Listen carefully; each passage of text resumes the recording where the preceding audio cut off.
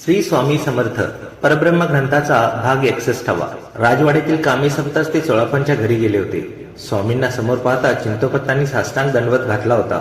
त्याच वेळी तिथे असलेली येशूबाई चिंतोपंतांचे हे कृत्य पाहून नाक मुरडले होते.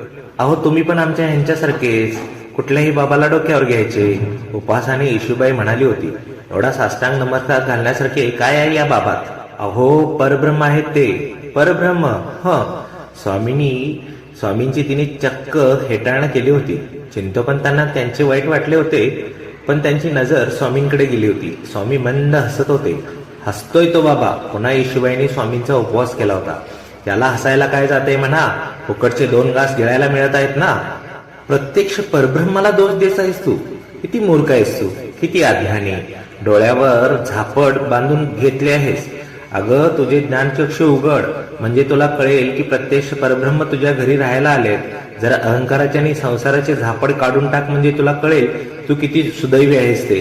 अगं, जो परमात्मा साऱ्या विश्वाला दान देतो, त्या तुझ्याकडून दानाची अपेक्षा करतोय. केवढं मोठं भाग्य आहे बरं तुझं, आणि तू त्याला हिडीस करतेस.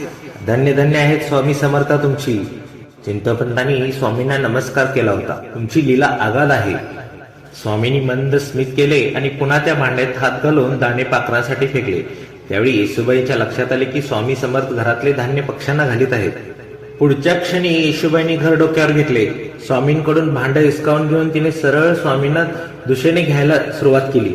कुठून त्या रसीलदाराला तुझी आणि त्याची गाठ घालून दिली हे देव जाणे. आता मी मुलांना काय खायला घालू? तिच्या या वागण्याचे चिंतोपंतांना मात्र हसू आले होते.